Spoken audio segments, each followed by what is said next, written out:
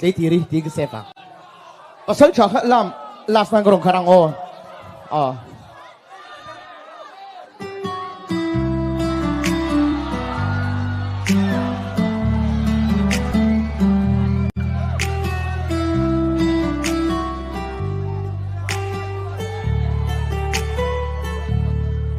come on lẽ khi anh đi bắt rùa lối đang hoàn thiện sẽ ở trong môi như ông như là thứ đang chơi bụi tên đi là đua lại đi là ra hết rồi nè tôi xây lầu nông bông cho nên này sẽ là chuột nụ ăn xả lệ đi cho nó hất tê nè